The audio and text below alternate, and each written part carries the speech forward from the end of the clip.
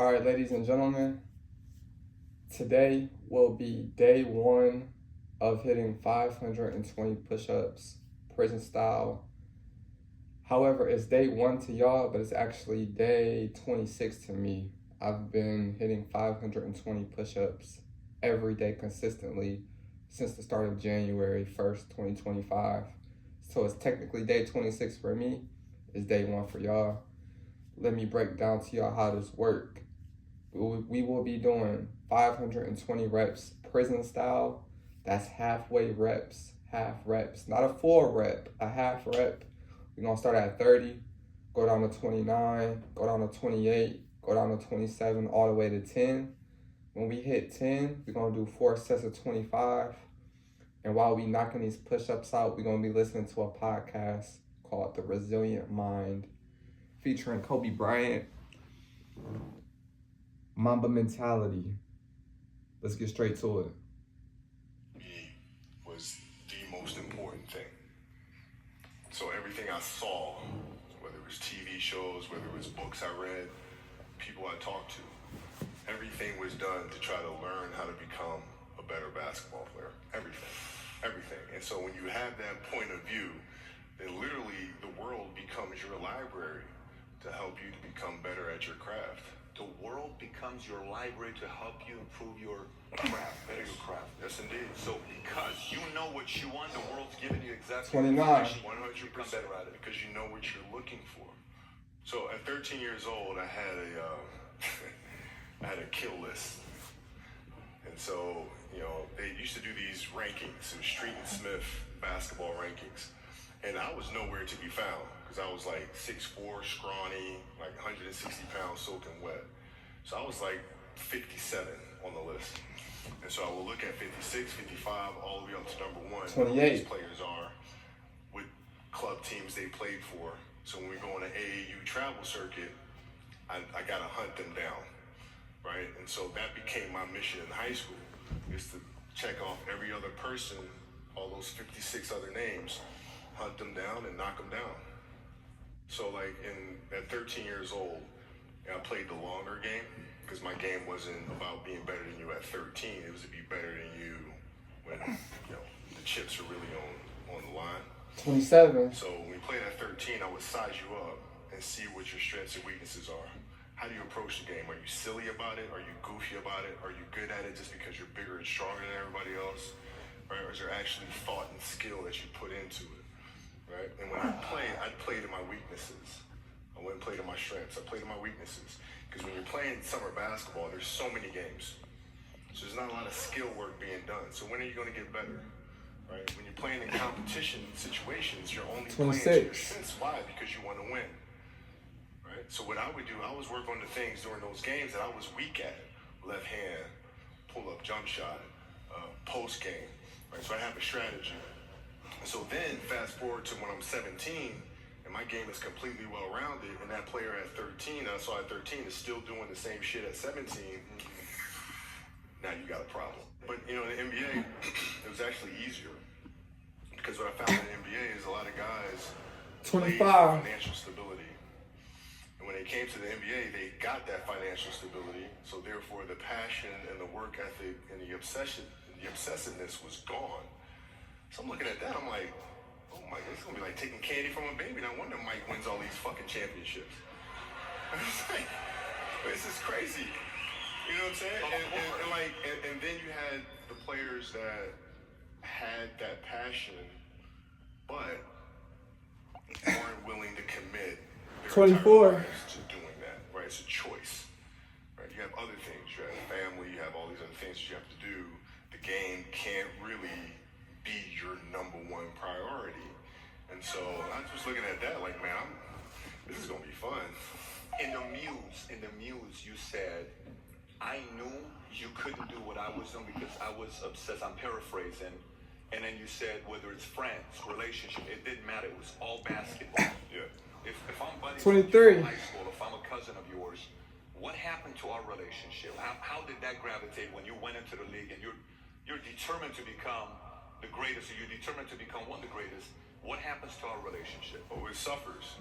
It does suffer. Oh, yeah. Okay. Yeah. And you understood that. You were okay with that. Well, yeah, and the people that love you, like friends and family, like they know that about you. Got it. So they let you be you. And when you reconvene, you 22. pick back up where you left off.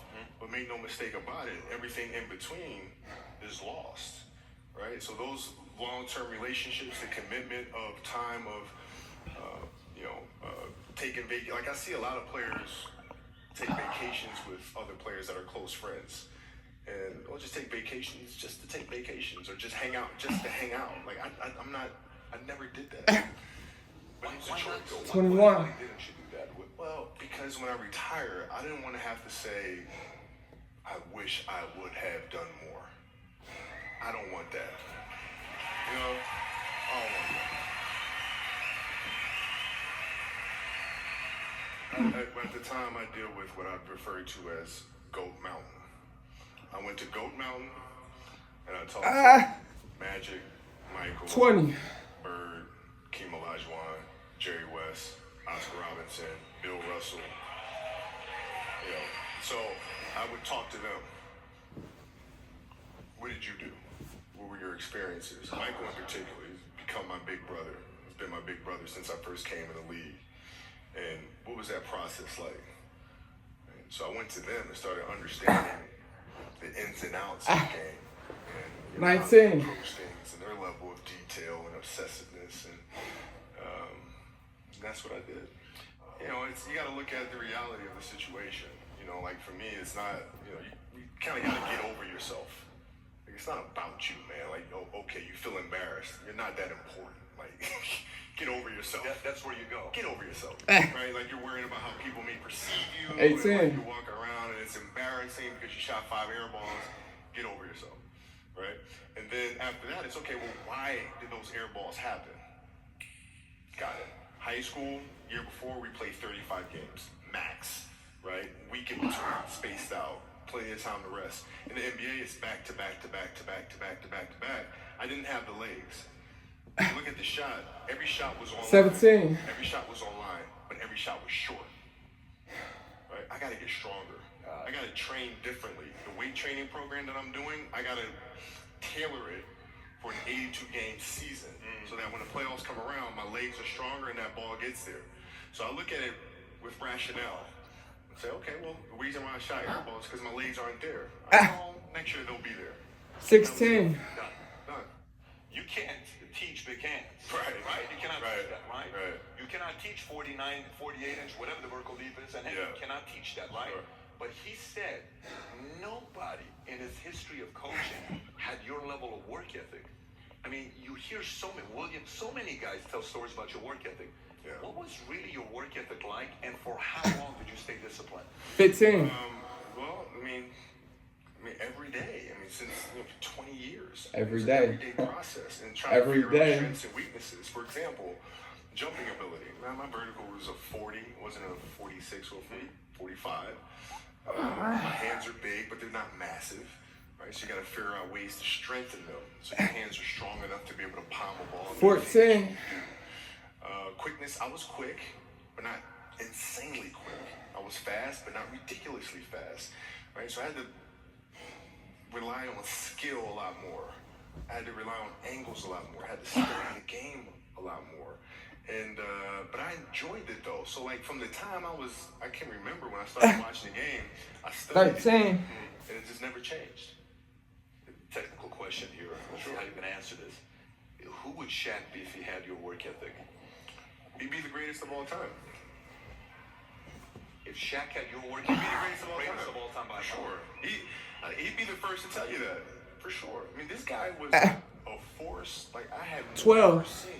It was crazy. Good answer. So there are very tactical things in terms of footwork and geometry of the court. So you're looking at the court and looking at the 45-degree angles that the court is shaped in and how it needs to operate. 12. That's one component to it. So looking at spots on the floor where you can increase your efficiency, right? You can be on the wing, but there's a certain spot on the wing that improves your angle to drive to the basket, right? So that sort of stuff. Footwork of the opposition, looking at the emotion of the opposition, their tendencies, 11. weaknesses, and all that stuff. Understanding the momentum of the game, how to create momentum momentum shifts, where momentum shifts come from, all this other stuff. And then studying outside of that, right? Looking at different industries, looking at conductors, looking at writers, looking at actors, and how they get into character, and then how do they keep themselves in that mental space. So, 10. looking at different industries, looking at nature itself, and learning from that, and how you can incorporate that into the game. Man, it's a lot of studying. But what's your process for making a decision? Do you have a flow? How you go through making a decision? Pre-work. All right, so that's 10. Unfortunately, my camera died on me halfway, so if you saw the skip between 13 to 10, it's because I have to refilm it. So now we about to knock out 4 sets of 25 to finish off the 520. Let's go ahead and lock in, get back to our Kobe Bryant podcast. Call it The Resilient Mind. Understanding what their defensive package is, and how to put teammates in certain situations. So, for example, if you look at players nowadays that are charged with taking game-winning shots, or making game-winning decisions, and you look at the play, and then you look at it and say, okay, well, that shooter was there, the double team came, 25, and, 75 left. The player couldn't do anything but pass the ball, right? Well, that's because they didn't do the pre-work, right? So when you do the pre-work, you understand, okay, this team in this situation likes to run a double team from this particular angle. All right, so I'm gonna clear that side out, force the double team to come from a different angle, move myself to a space on the floor where it's gonna take a long time for the double team to come, and now I can circumvent the double team and get to a place on the floor where I can knock down a shot and get to the basket. So it's all that pre-work. Some things you wouldn't mind being stuck with, like a huge inheritance, but a phone. We got 50 left.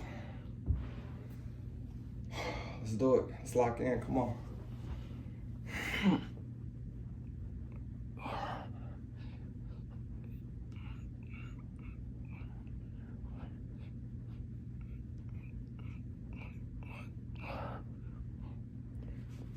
$25.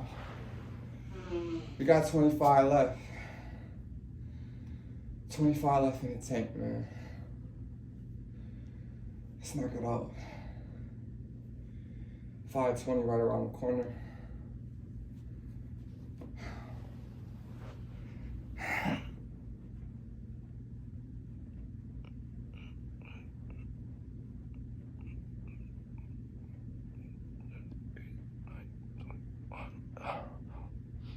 $25. Let's get it. That's 520. Ladies and gentlemen, my name is D-Rax. Welcome to Rich Before Gaming. And I will catch y'all next time, and I'm out. Peace.